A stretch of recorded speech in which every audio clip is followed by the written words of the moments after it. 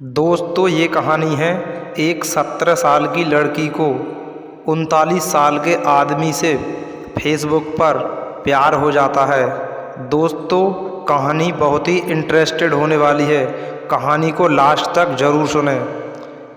एक दिन खाली बैठे मैंने फेसबुक पर एक अनजाने आदमी को फ्रेंड रिक्वेस्ट भेज दी जो दिखने में बहुत हैंडसम था।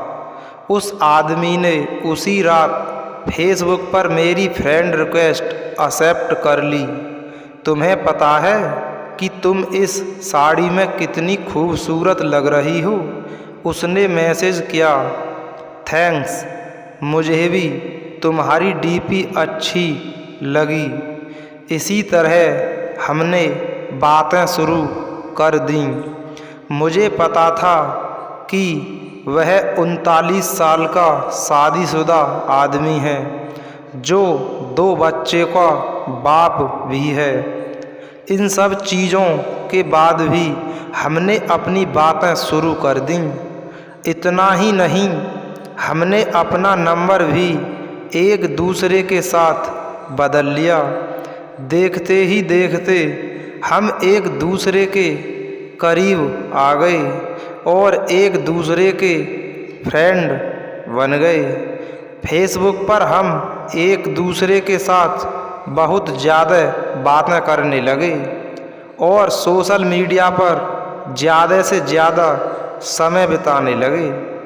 दूसरी ओर उस आदमी को लगने लगा कि हमारे करीब आने से, इतनी बातें करने से वह अपनी बीवी से दूर जा रहा है। वह अपने बच्चों के साथ दूसरे स्टेट में रहती थी। वह मुझसे बोलता था, अभी पता नहीं है, मैं सारा दिन तुम्हारे बारे में ही सोचता रहता हूँ। मुझे अफसोस है इस बात पर कि मैं नेचर से काफ़ी शर्मीली थी। मेरे काफ़ी अच्छे दोस्त भी थे, लेकिन विशाल जैसा दोस्त होना काफ़ी स्पेशल था। मेरे लिए 1 महीने की चैटिंग के बाद हमने स्काइपिंग करना भी शुरू कर दिया। हम उस पर बातें कम और एक दूसरे को घंटों निहारा करते थे। एक रात वह मेरे साथ वीडियो कॉल पर था। उसने बोला, ऐसे देखते देखते कहीं प्यार ना हो जाए। खैर, अब हम रोज़ ही वीडियो कॉल करने लग गए। हम इतने पास आ चुके थे कि अब हम एक रियल कपल की तरह बिहेव करने लगे थे। हम रोमांस करते, एक दूसरे को चिढ़ाते और थोड़ी लड़ाइयाँ भी करते। कहने का मतलब था कि एक 17 साल की लड़की को 39 साल के आदमी से प्यार हो गया था। जिस तरह से प्यार की कोई उम्र नहीं होती, उसी तरह से हम दोनों को भी अपना रिश्ता बिल्कुल गलत नहीं लगा। हमें नहीं लगा कि हमने कुछ गलत काम किया है। इसी दौरान इसकी बीवी और बच्चे इससे मिलने आए, पर वह फिर भी मुझसे बातें किया करता था। यहाँ तक कि वह अपनी बीवी के सामने भी मेरी कॉल उठा लेता था। उसी दौरान उसकी बीवी उस पर शक करने लगी, क्योंकि अब वह पहले जैसा बिल्कुल भी नहीं था। एक रात की बात थी जब ये दोनों बेड पर सेक्स के लिए गए। तभी इनके फ़ोन पर मैंने मैसेज और अपनी फ़ोटो भेजी। इनकी वाइफ ने उठा फ़ोन, जैसे ही खोला मेरी फ़ोटो उन्हें दिखी। उसकी वाइफ ने कोई रिएक्शन नहीं दिया, बस विशाल को जोर का थप्पड़ मारा और रोने लगी। 3 दिनों के बाद वह घर छोड़कर चली गई। मुझे उसकी वाइफ के लिए काफ़ी बुरा लगा, इसलिए मैंने उससे कई दिनों तक बातचीत बंद कर दी। उसकी वाइफ के जाने के बाद हम फिर से मिलने लगे और हमने लॉन्ग ड्राइव पर जाने का प्लान बनाया। उसी शाम उसने मुझे प्रपोज किया। मुझे सिर्फ तुम ही चाहिए और कुछ नहीं। अपनी जवानी में मैं काफ़ी सारी लड़कियों से मिला, पर तुम ही एक ऐसी लड़की हो जिसने मेरा दिल चुराया है। वहाँ कुछ देर के लिए शांति छा गई। फिर उसने मुझे आई लव यू बोला। उसकी आंखों में आंसू थे। हम एक दूसरे को किस करना चाहते थे, गले लगना चाहते थे। दूसरे दिन मुझे एक मैसेज मिला जिसमें उसने लिखा था, हे डार्लिंग आई लव यू, लेकिन मेरा परिवार भी है, मेरी कुछ ड्यूटीज़ भी हैं। यह मेरा तुमको आखिरी मैसेज है। मुझे प्लीज़ कॉल या टेक्स्ट मत करना। मैं तुम्हें ब्लॉक कर रहा हूँ। मुझे ऐसा लगा कि मानो मैं शादी के बाद विधवा बन गई हूँ। मैं बुरी तरह से टूट चुकी थी, काफ़ी परेशान थी। 3 महीने बीत जाने के बाद मैं एक लड़के के साथ रिलेशनशिप में आई। एक दिन मेरे पास किसी दूसरे नंबर से विशाल का मैसेज आया, बानी इज़ दैट यू, प्लीज़ मेरी वाइफ में दोबारा वापस आ जाओ, मैं तुम्हारे बिना नहीं रह सकता। मैं समझ गई कि यह उसी का नंबर है और फूट फूट कर रोने लगी।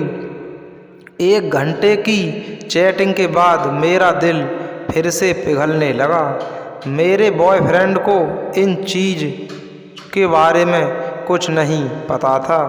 मैंने उससे सब कुछ छुपा कर रखा था। मैंने उसी रात केवल विशाल से बातें की। एक दिन विशाल ने मुझे अपने घर पर लंच के लिए बुलाया था। मैंने हाँ कर दी और चली गई। घर जाकर मैंने देखा कि वह खाली था और वहाँ केवल विशाल के सिवा कोई नहीं था। उसने मुझे अंदर बुलाकर फ्रेश होने के लिए बुलाया। उसने ढेर सारी बातें की और खाने की टेबल सजाई। मेरे लिए यह सब नया था। मैं केवल इधर उधर देख रही थी। तभी अचानक मैं जैसे ही पीछे मुड़ी, उसके होठ मेरे होठ पर थे। हम एक दूसरे को किस करने लगे। मैं भूल गई वह कौन है और मेरी उम्र कितनी है। वह पहला टाइम था जब मैं किसी के साथ सेक्स कर रही थी, वो भी ये बिना जाने कि हमने प्रोटेक्शन ली है या नहीं। तभी मुझे दर्द का एहसास हुआ और मैंने अपनी वर्जिनिटी उसको दे दी, जिससे मैं बेहद प्यार करती थी। मैं उसी दर्द भरी हालात में घर वापस आ गई। दूसरे दिन मुझे काफ़ी अच्छा महसूस हो रहा था। अब मुझे पूरी तरह से एहसास हो चुका था कि वह मुझे कभी नहीं छोड़ेगा। अब मैं प्यार पाने के लिए इतनी ज़्यादा एक्साइटेड नहीं थी। वर्जिनिटी खोने के बाद मेरी सोच काफ़ी बदल गई। मैं एक औरत बन चुकी थी। उस दिन मुझे पता चल चुका था कि प्यार का असली मायना क्या होता है। एक दिन मैंने अपनी फीलिंग्स के बारे में विशाल को बताया और बोला कि मुझे हमेशा के लिए छोड़ दे। उसने कहा कि कोशिश करूँगा। धीरे धीरे विशाल का नाम मेरी ज़िंदगी से मिटता चला गया। मैंने उसका नंबर डिलीट कर दिया और उसने भी मुझे ब्लॉक कर दिया। मैंने फिर उसे कभी ट्रेस करने की नहीं सोची, लेकिन उसकी यादें आज भी मुझे डराती हैं। मैं खुश थी कि मैं इस अजीब से लगने वाले रिश्ते से बाहर आ गई, लेकिन आज भी वह आदमी मेरा पहला प्यार रहेगा। मैं भगवान से दुआ मांगती हूँ कि मुझे जब भी कोई दे तो वह एकदम विशाल जैसा हो। तो इस पूरी कहानी को सुनाना किसी को परेशान करना नहीं है, किसी का दिल दुखाना नहीं है, बल्कि जागरूक करना है, सचेत करना है, आपको बताना है और आपको जताना है कि आप अपने बच्चों से बीच बीच में बात करते रहें। वो किससे मिलते हैं, किसके साथ रहते हैं, क्या खाते पीते हैं। दोस्तों, मिलते हैं किसी एक और धमाकेदार कहानी में। तब तक आप सतर्क रहें, सुरक्षित रहें। जय हिंद, जय भारत।